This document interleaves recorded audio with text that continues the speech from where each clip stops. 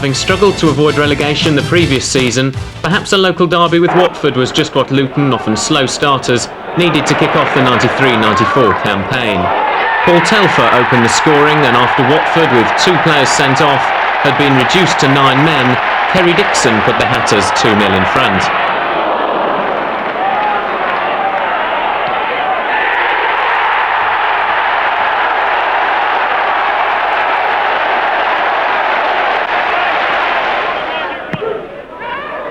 Paul Furlong's late effort was mere consolation. Luton 2, Watford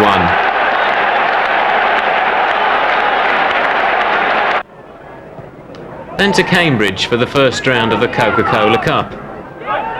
This fine save from Jurgen Sommer led to a Cambridge corner from which old boy Steve Claridge netted a first half goal.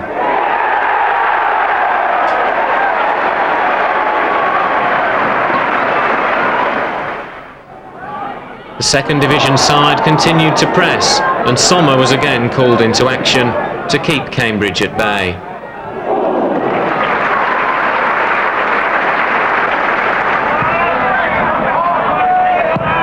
Luton attacks were rare, and they went in at half-time a goal behind. They hit back in the second period, Jason Rees hitting the bar, but they would have to overturn a 1-0 deficit at Kenilworth Road a week later.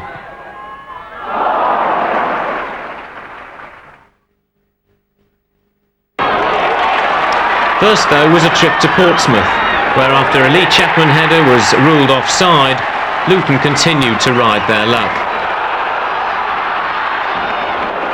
This John Dreyer tackle was adjudged a back pass, which, when Jurgen Sommer caught, produced a Portsmouth free kick. Somehow Luton survived that scare, but a mistake by Kerry Dixon was to set up the opening goal for Paul Hall.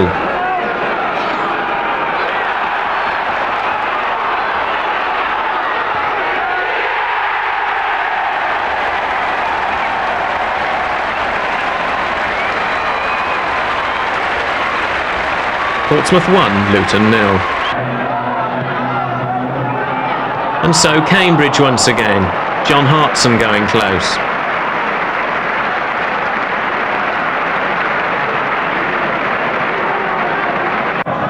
But an out-of-sorts town rarely threatened, and it was that man Claridge again who netted to seal the tie 2-0 on aggregate for the second division side.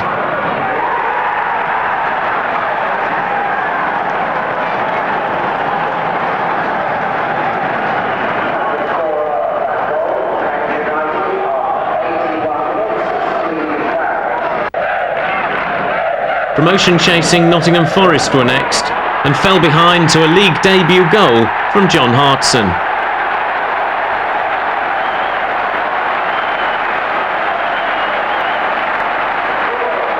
Hartson had earlier had a goal disallowed, but there was no mistaking his delight on finally finding the back of the net.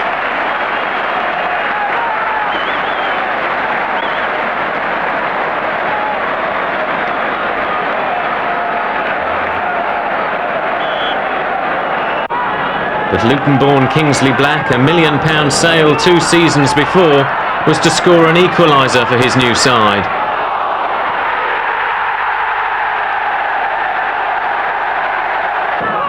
And 5 minutes from time, Ian Wone gave the visitors all 3 points. Luton 1, Forest 2. Near neighbours Watford were facing Luton again, this time in the Anglo-Italian Cup.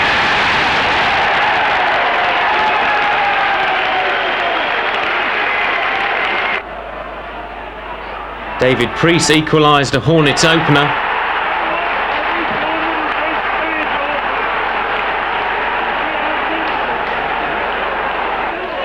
But it was to be sub Alex Inglethorpe who poked home a home winner.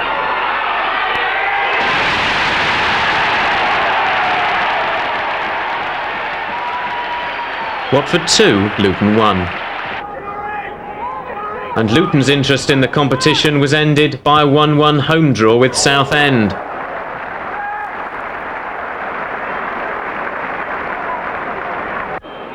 Ricky Otto's free kick gave the Hatters an early scare.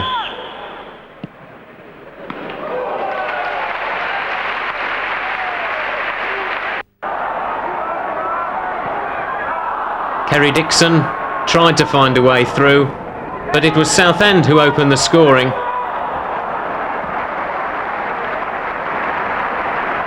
Sommer's save producing a corner, which ended up at the feet of Derek Payne.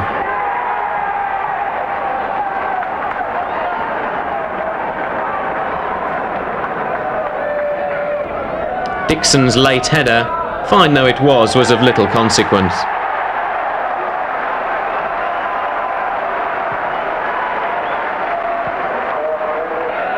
Priest clipping the ball in, and the former England striker finding the corner of the net. Back to the league, and Bolton Wanderers showed the credentials that would take them too to cup glory.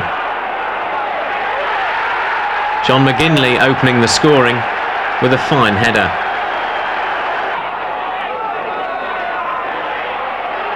Luton did their best to grab an equaliser. Kerry Hughes going close on this occasion.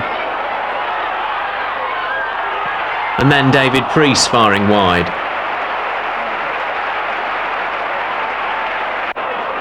But it was McGinley again who was to seal the match with his second goal to give Bolton a 2-0 win.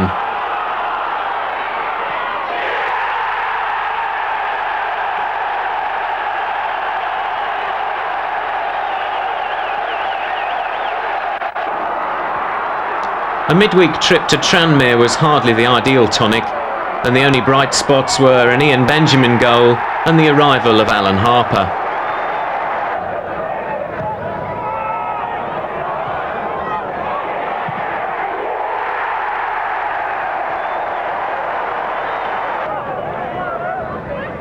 Harper could do little about a 4-1 defeat, but his influence would be exerted.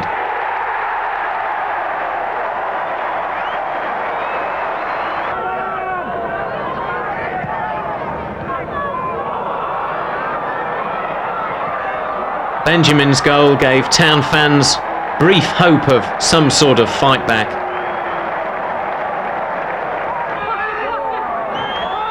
But Tranmere added a fourth when John Aldridge raced clear, rounded Sommer and tucked the ball into the empty net.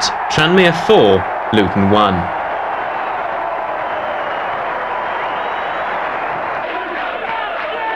Middlesbrough's Ayresome Park, like Tranmere, offered little reward, but reward there was, with the first league points since the opening day of the season.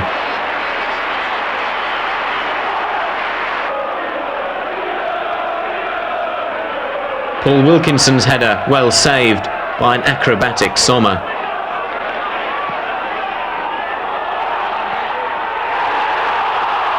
That effort was later credited to John Dreyer, who had the woodwork to thank from saving him from an embarrassing own goal. And indeed, Kerry Hughes' chip in the second half might have snatched victory for the town. As it was, it ended Middlesbrough 0, Luton Town 0.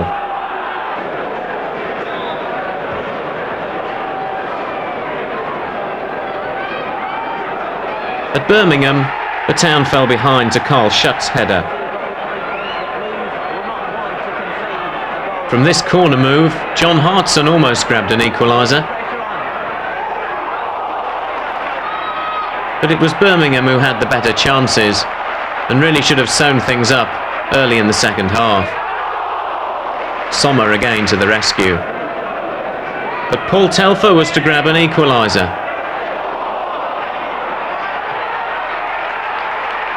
And Kerry Hughes missed a great opening late on, so it finished Birmingham 1, Luton 1. Struggling for goals, Luton entertained Barnsley, who lost skipper Jerry Taggart after just 3 minutes for this foul on Julian James.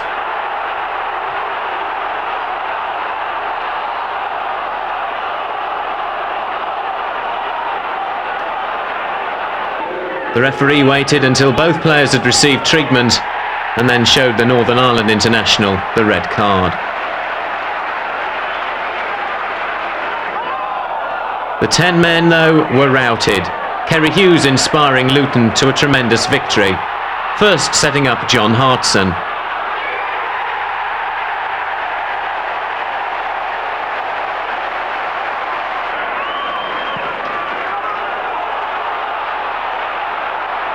Then it was Martin Williams who squared the ball to Scott Oakes for number 2.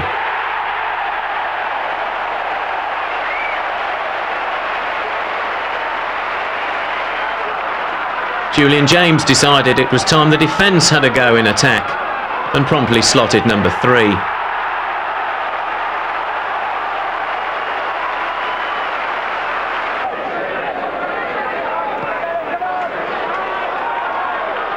And then it was Hughes again, unselfishly squaring the ball for Scott Houghton to make it 4.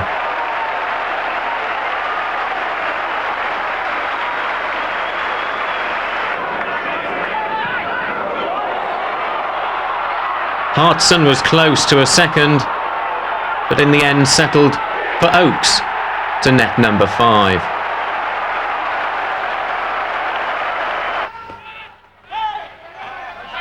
"5-0 winners on Saturday, it was back down to earth the following Tuesday night at home to Bristol City. Marvin Johnson conceded a penalty early in the second half, and it was calmly converted. A second goal soon after sealed all 3 points for the visitors. Luton 0, Bristol City 2. At Derby, the Hatters were outplayed in the first half, yet only a Jurgen Sommer error allowed Paul Kitson a goal.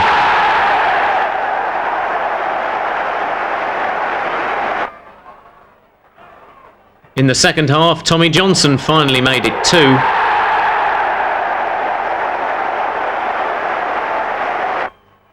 While Martin Williams' late header gave a flattering 2-1 scoreline.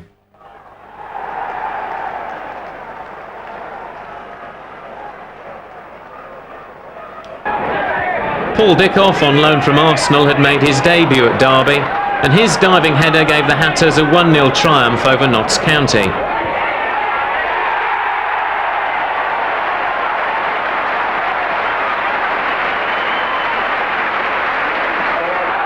And it could have been more.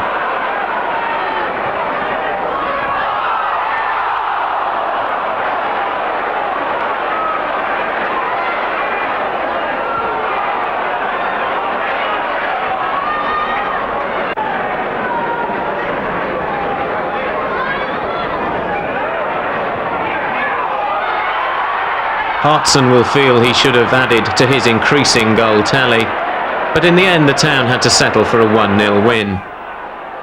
The fixture computer then threw up another long-distance midweek away trip to Sunderland. For the few who travelled, it was painful stuff. Don Goodman opening the scoring.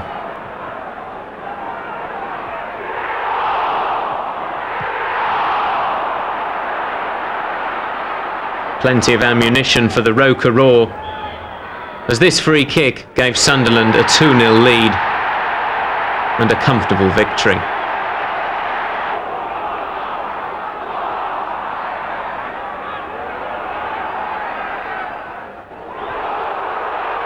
Once again, the woodwork saved Luton from further embarrassment. Saturday, though, was closer to home. Oxford, where Kerry Hughes and then Jurgen Sommer made sure it was a welcome 3 points.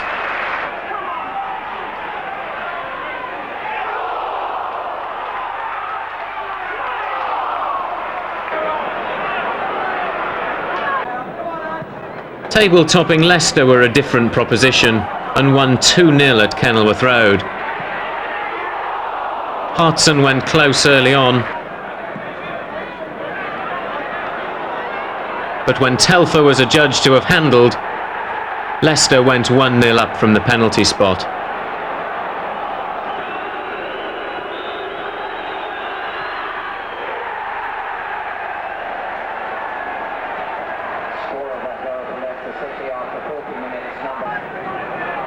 And then, immediately after the break, David Speedy wrapped things up.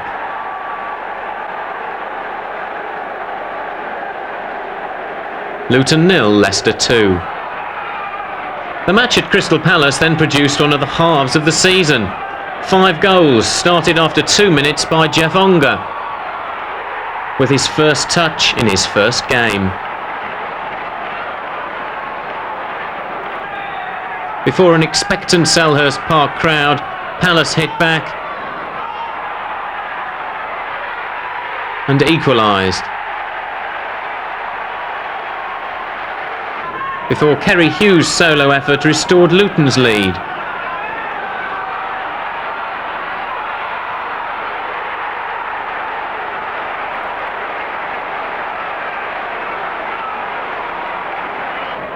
But the eventual champions went 3-2 up.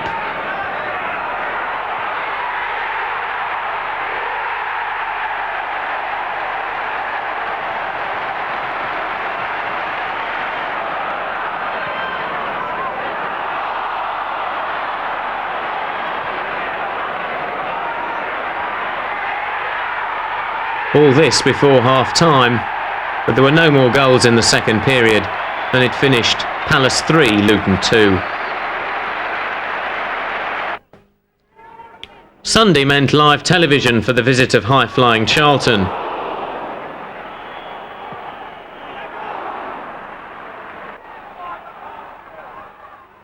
And it was left-back Marvin Johnson who set up Paul Telfer for a surprise winner.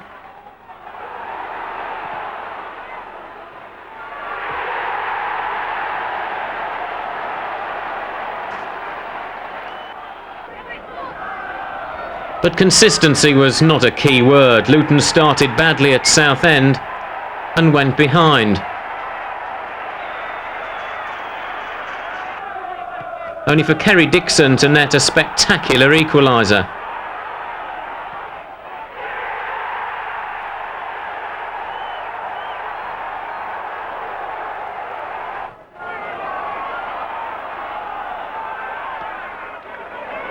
But then Jonathan Hunt consigned David Pleat's side to another away defeat.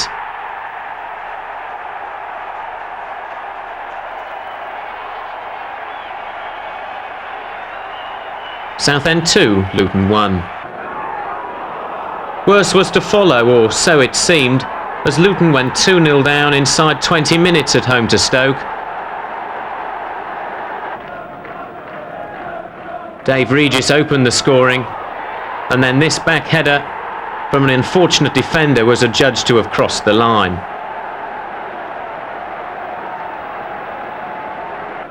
But then the town staged an astonishing fight back to go 3-2 up at half-time. First on target, Kerry Dixon.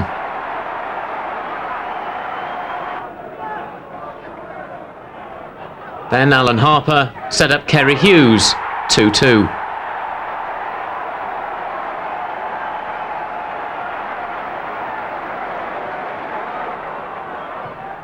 And before a delighted crowd, there was Scott Oakes to make it 3. After the break, Dixon claimed a hat-trick.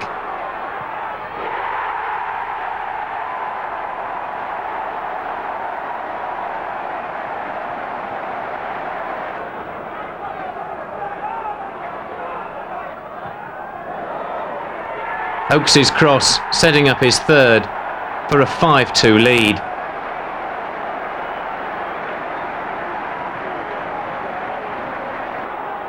And late on, up popped John Hartson to make it 6.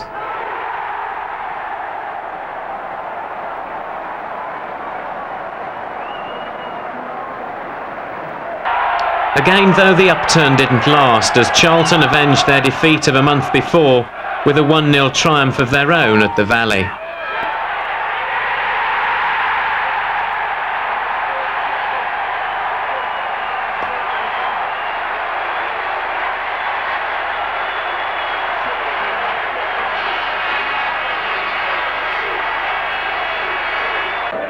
Fans hoping that home advantage was the key were soon disappointed.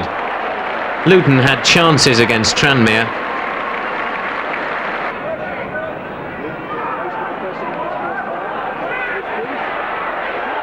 David Priest producing a fine save from Eric Nixon.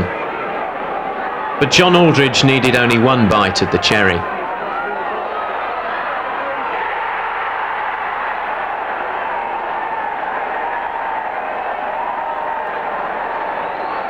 Luton 0, Tranmere 1.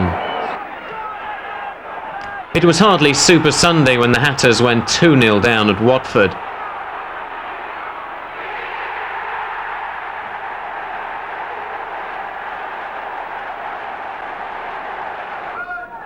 Bruce Dyer was to bag both goals for a delighted Vicarage Road crowd.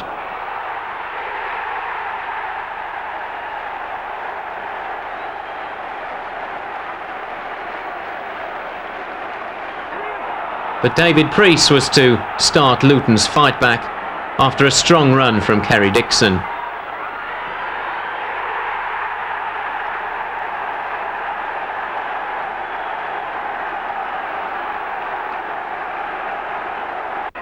With 5 minutes to go, the Hatters won a penalty.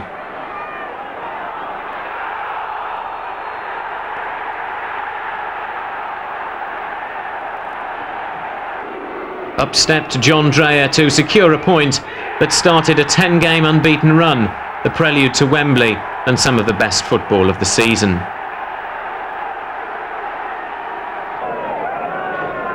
A goalless draw at Peterborough was hardly a Christmas cracker, but was nonetheless another point, and confidence was slowly returning.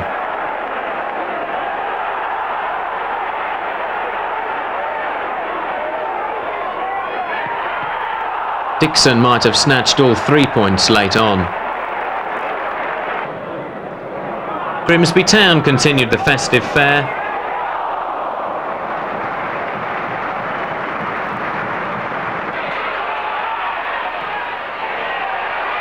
This effort from Dixon, Luton's best chance early on.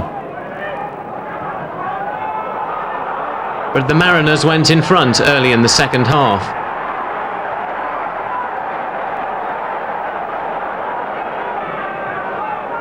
Only for Alan Harper's free kick to inspire a Luton recovery.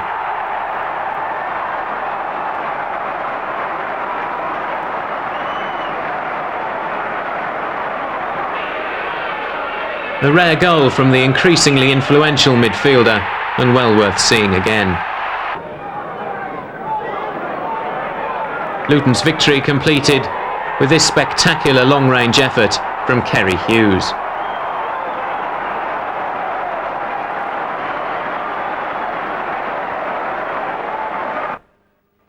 New Year's Day found Luton at West Brom and found David Priest on the score sheet.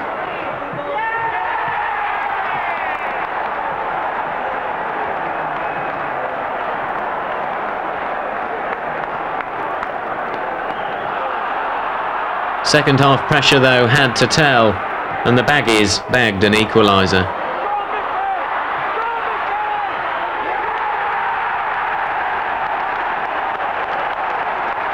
West Brom 1, Luton 1. The weather then enforced a 2-week break before the Hatters returned to action at Notts County and fell behind to a close-range effort from Tony Agana.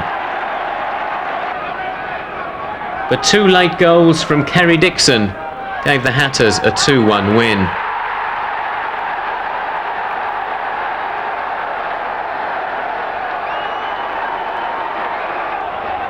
The winner was slightly aided by a deflection, but they all count.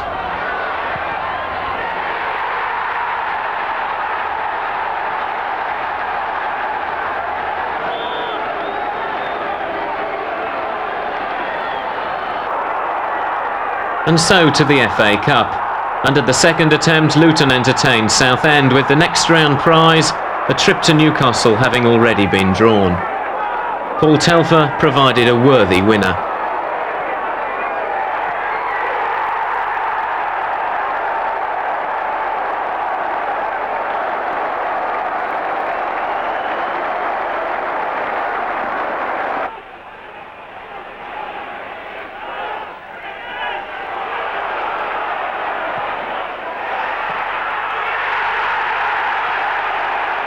Luton 1, Southend 0. Cup fever was beginning, but first came the visit of Derby. And that man Telfer again.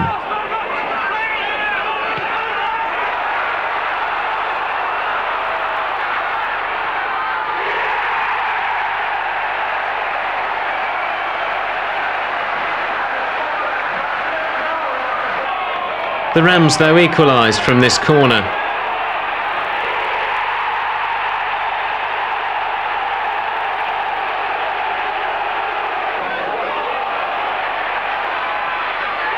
Dixon went close to putting Luton back in front,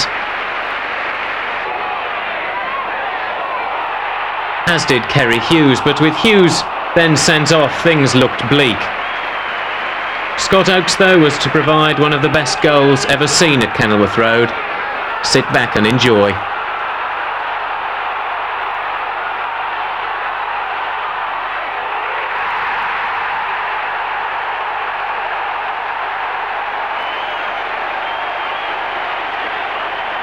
Luton 2, Derby 1. Certainly in the autumn there were some games to remember. 5-0 home win against Barnsley, 6-2 against Stoke, but it was inconsistent otherwise. Would it be fair to say there were off-the-field distractions as well? Well, I think there's always going to be off-the-field distractions, but no. The reason of inconsistency is because of youth and because of depths of squad. Now, in isolated games, we had Paul Dickoff on loan at the time when we came back magnificently against Stoke. It was a very fine performance, from 2-0 down to 6-2. Against Barnsley, slightly fortuitous. They had a player sent off in that game too. Indeed, we never really got playing, I think, until probably come December. I think there was a turning point. It was a turning point of balance and fighting spirit. But basically, I began to get hold of a settled team. Now, it took a long while. Hopefully, in the coming season, we will get the pattern and the shape earlier. St James's Park and 32,000 Geordies are expecting safe passage to round 5 of the FA Cup. Luton's Tony Thorpe was making his debut, and what an entrance it proved to be.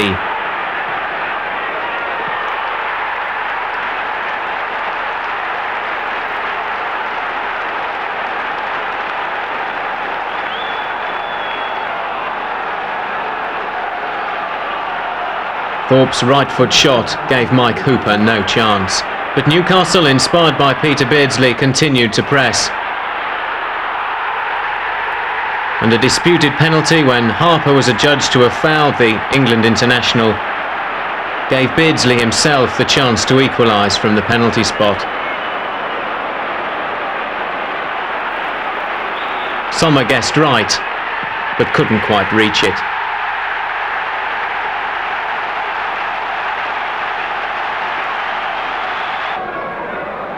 With cup confidence came league points, 3 in a 3-0 win over Oxford.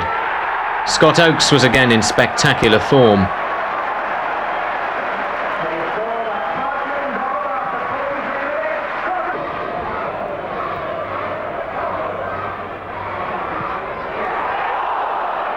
Aided by on loan Mitchell Thomas,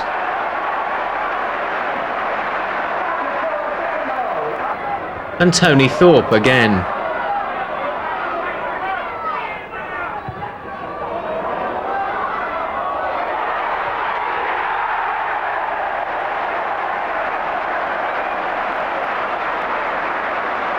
Luton 3, Oxford 0. Just the preparation for the visit of Newcastle, where with Kerry Dixon injured, John Hartson stepped in.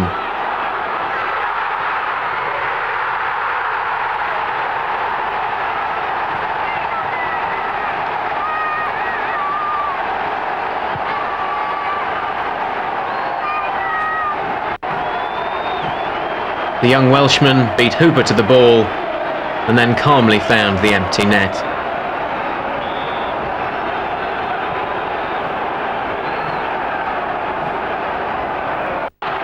Oakes was once again in devastating form and set up the opening to secure Luton's passage. Des Linton kept his head and Oakes did the rest. Luton 2, Newcastle 0.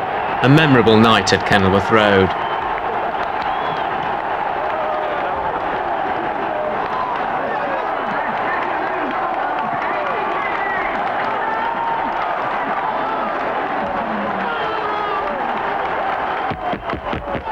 Hooper blocked the first shot, but with everyone in the crowd expecting Linton to blast it, he calmly set up his former Leicester colleague to put Luton into round 5.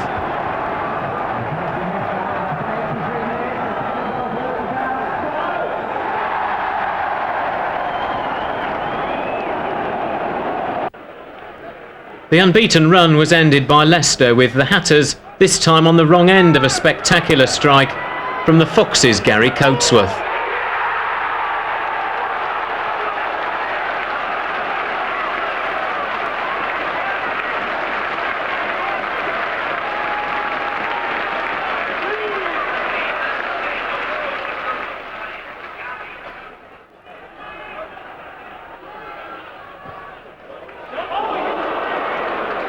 Luton hit the post as they attempted a first-half fight-back, but early in the second period, despite a couple of suspicions of offside, Ewan Roberts made it 2-0.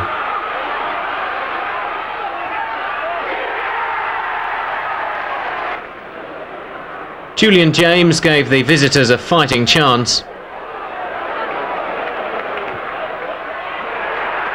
but it finished Leicester 2, Luton 1.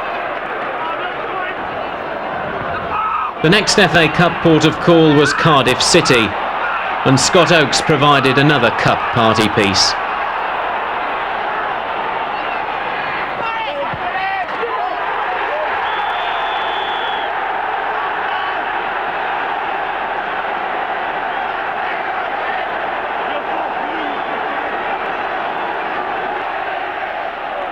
Cutting in from the left-hand side, there was no stopping him. Substitute Phil Stant, though, gave Cardiff hope with a second-half equaliser.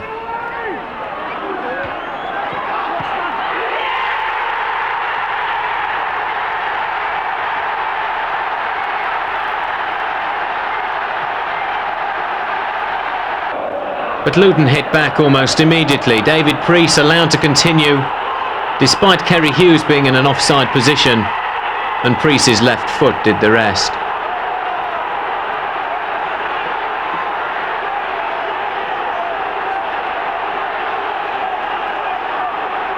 Cardiff 1, Luton 2.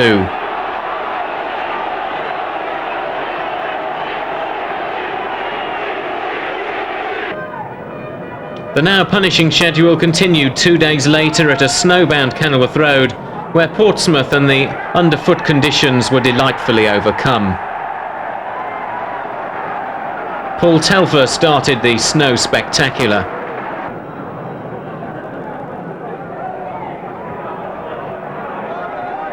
David Preece added a second.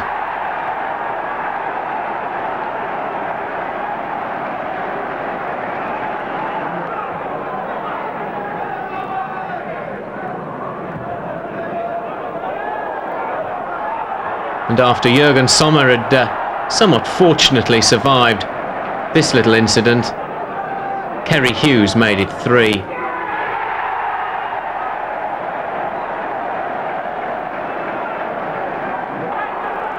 Scott Oakes, never one for the simple tap-in, made it 4.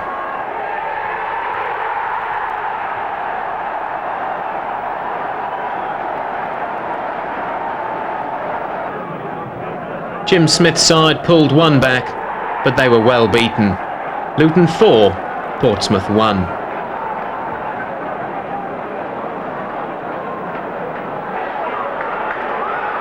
Kerry Hughes and Scott Oakes were again on target against old teammate Alec Chamberlain in the 2-1 defeat of Sunderland, which pushed David Pleat's side up to a season's best 14th.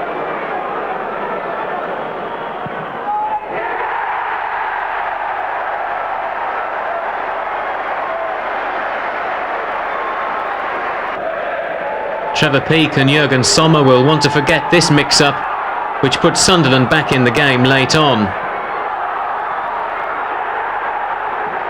But Luton held on for a 2-1 win.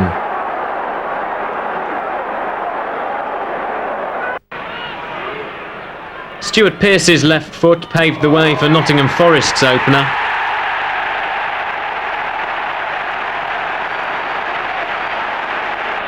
And that famous left foot then hammered home the second from the penalty spot after Jürgen Sommer's foul earned him the red card.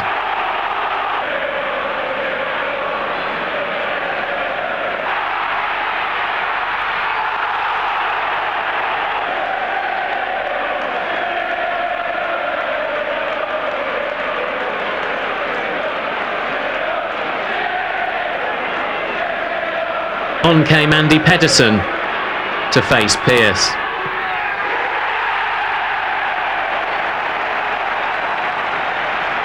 Forest 2, Luton 0. Was the fixture pile-up taking its toll? Well, it looked that way against Middlesbrough.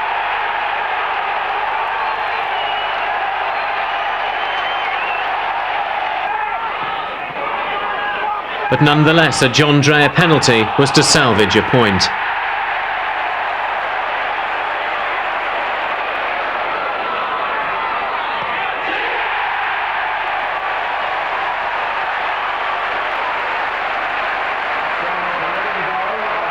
Looking at that cup run, it started on a Tuesday night in January. Paul Telfer scoring the winner against Southend.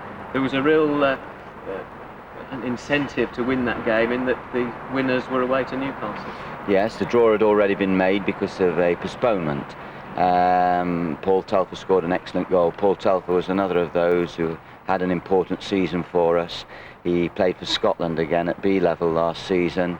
He's an emerging chap. He's now got 3 seasons. You see, we look at Paul Telfer now and we see he's a regular. He's still very young. There was a lot of excitement, there was a lot of tingle about the cup performances, night games, games where we pulled back big opposition here. But that was a crucial game. Southend were playing very well at the time, but they just lost their manager and there was a changeover and there was some upheaval there. But we'd begun to settle by the time we played Southend and beat them. And then on to Newcastle and a debut goal for Tony Thorpe.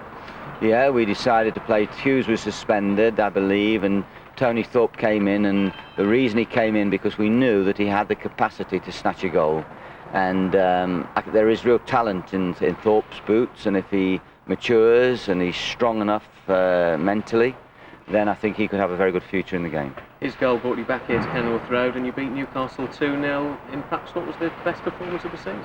Possibly, yes, it was a good performance, and of course it was one of several games that the club was projected on Sky Television, which is always nice, particularly when you win well. And we got it about right that night. We kept Cole and Beardsley quiet, or as quiet as could be, and we played strong and we took our chances, and I think that Keegan was very magnanimous in the loss, and he was very supportive of us, and he said he hoped we went all the way to Wembley. The cup campaign continued with a goalless quarter-final at West Ham to set up another replay at Kenilworth Road. But with good cup runs came good league form, and Luton were looking relatively secure with games in hand.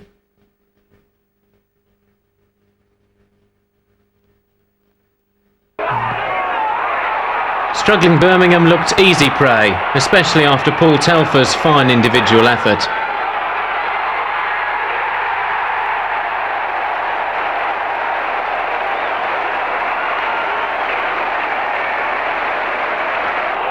But Barry Fry's side kept battling, and Steve Claridge made another goal-scoring return to Kenilworth Road.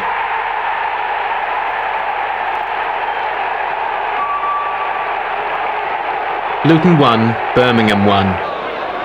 Then perhaps the game of the season, the replay with West Ham. Martin Allen, onside, put the Londoners in front.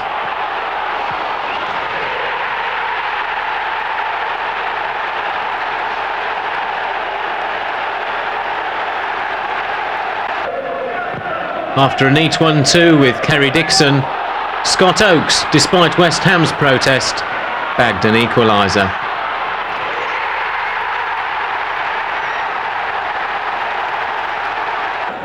Then, immediately after the break, from Dixon's knockdown, Oakes made it 2-1.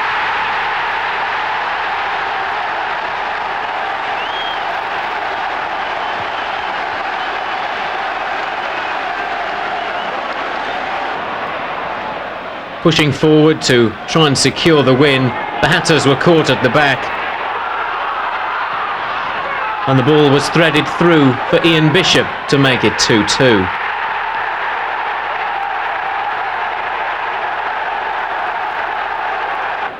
The night, though, was to belong to Oakes. His hat-trick secured a semi-final place at Wembley.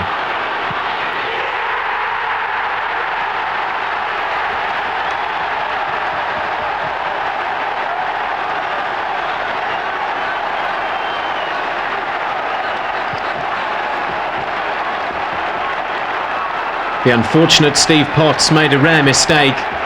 Oakes was away from Alvin Martin, and Ludek McCloskey had no chance. The final whistle, amid great celebrations, and Oakes making a beeline for that match ball.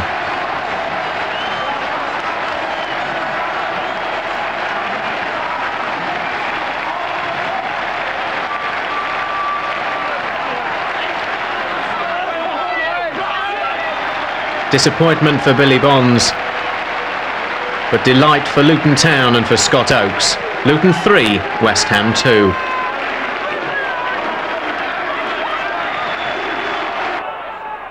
Clearly minds were on Wembley as the town travelled to Barnsley. Only Jurgen Sommer's heroics kept the score down to 1-0.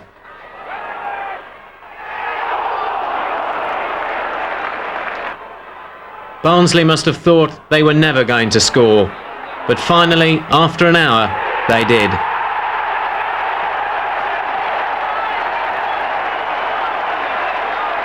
Barnsley 1, Luton 0.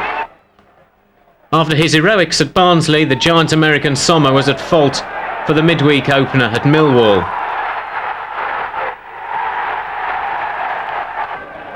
But John Dreyer headed an equaliser just before half-time.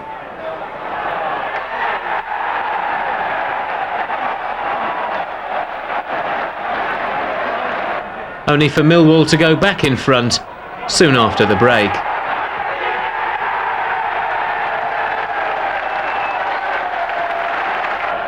Mick McCarthy's side certainly had their chances to seal all 3 points.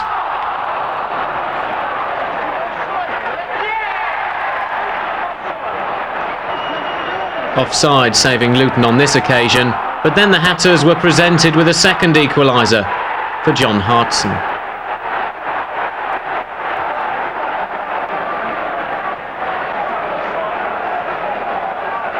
One for Keith Stevens to forget. Priest nipped in, Hartson did the rest.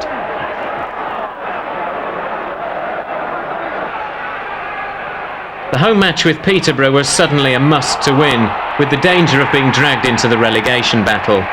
2 goals for Kerry Dixon secured a 2-0 win.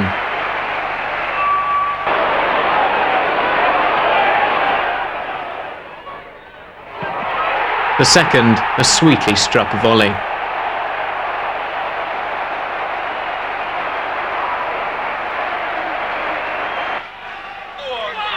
And with the semi-final at Wembley just 5 days away, Luton fielded a weakened side at Grimsby and paid the price with a 2-0 defeat.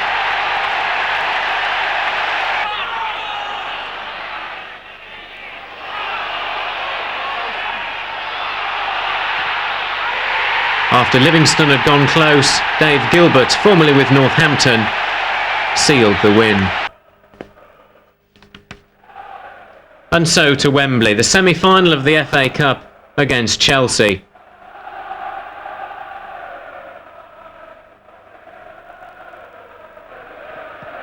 There was almost a dream goal for Kerry Dixon against his old club. Dimitri Karin denied him. But Gavin Peacock was first on the scoresheet after 14 minutes.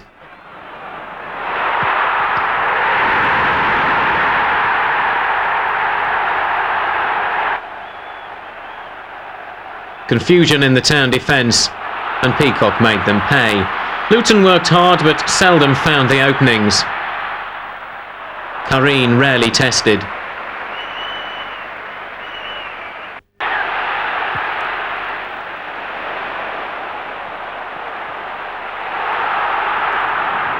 At the other end, Sommer out quickly to thwart this Chelsea attack. But it was Peacock again who effectively booked Chelsea's final place just 2 minutes after half-time.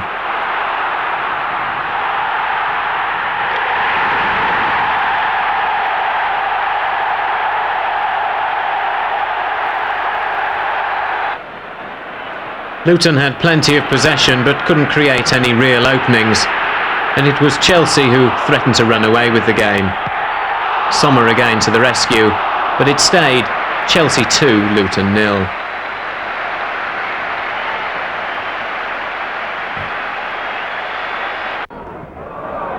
Now with the cup dream over, Luton still needed to secure vital points to ensure league safety, but just as winning can become a habit, so too can losing. Graham Taylor's Wolves won 2-0 at Kenilworth Road. Mark Burke, who had been on loan at Luton, opened the scoring.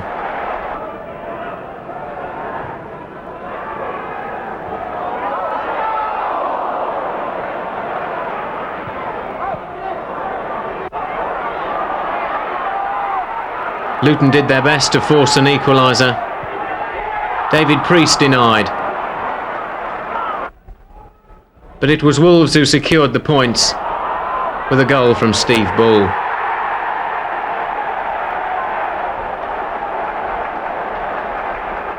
Luton 0, Wolves 2. The first minute goal was enough to give champions-elect Crystal Palace a 1-0 win.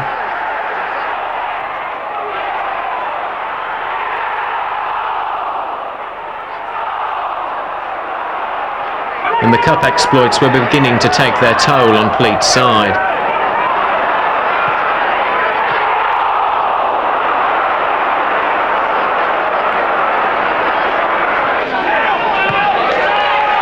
And then Bristol City were comfortable 1-0 winners at Ashton Gate.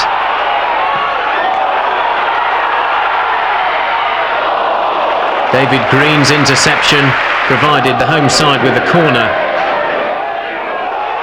Jurgen Sommer couldn't hold it, and the home side were 1-0 up.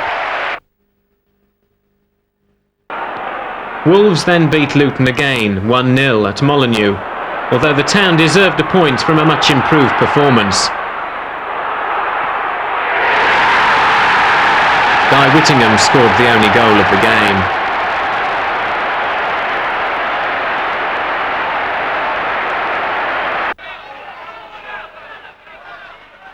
After 6 straight defeats, Millwall were not ideal visitors, but after a mix-up in the visitors' defence, David Priest put Luton in front.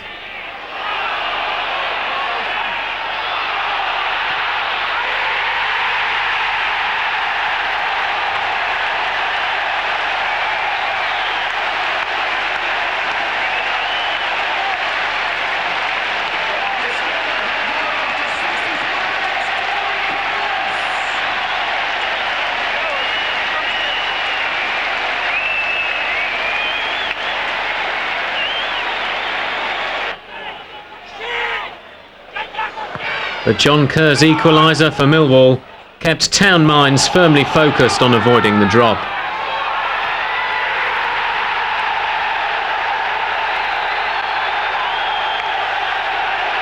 Luton 1, Millwall 1. The Hatters could have secured safety against Southend, but managed only a point. Ricky Otto opened the scoring for Southend. But John Hartson's header gave Luton a point, although Southend to this day are not convinced that the ball actually crossed the line.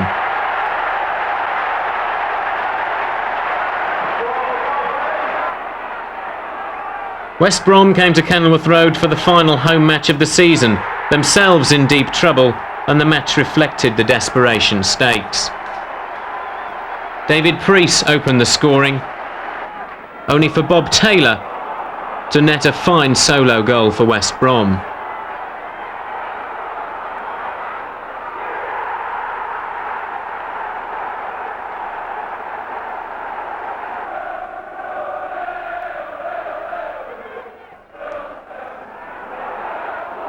After this clash of heads, Jürgen Sommer had to leave the field.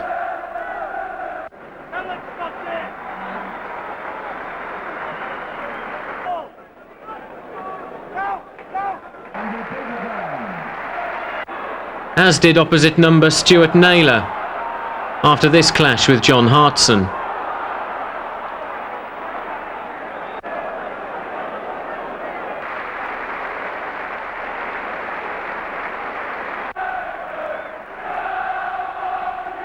But straight after Naylor's departure, Luton went back in front as Julian James headed home.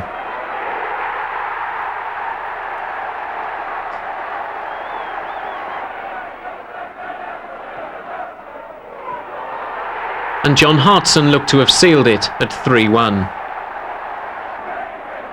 West Brom, though, pulled one back.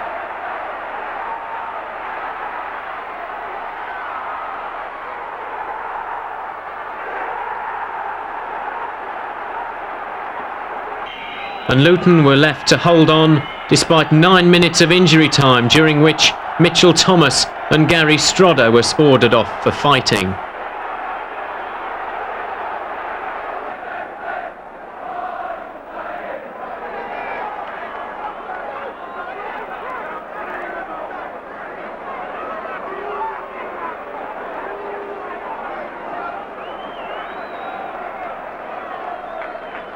Ironically, the teams would meet on the opening day of the new season, but with Thomas and Strodder both serving suspensions. So Luton were safe, but there was another red card for John Hartson this time at Bolton.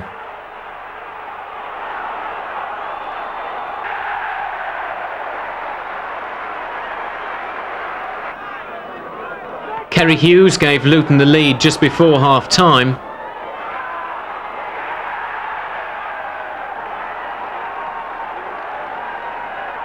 But the 10 couldn't hold on, and the Wanderers scored twice in the last 10 minutes.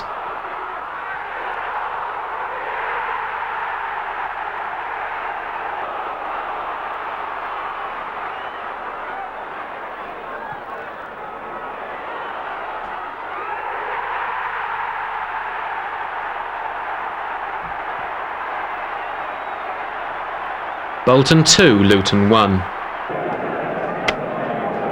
At Stoke on the final day of the season, 17-year-old Kelvin Davis made his debut in goal, but was powerless to prevent the home side taking a 2-0 half-time lead.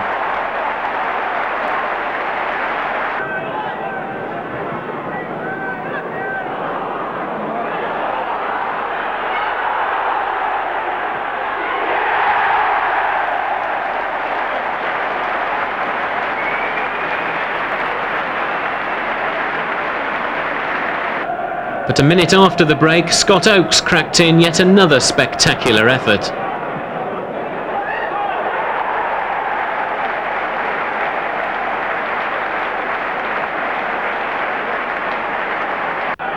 And after Ian Cranson handled on the line,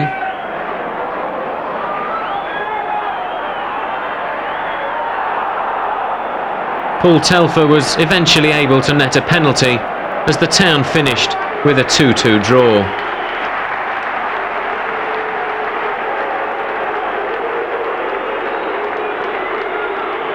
A mini pitch invasion took the players off the field, but they were soon back, and Telfer had kept his concentration. Stoke 2, Luton 2. If there was one moment in the season that stood out for you? Oh, so difficult. I think there was many good ones. Proud of our discipline at Newcastle. Thrilled with the result here.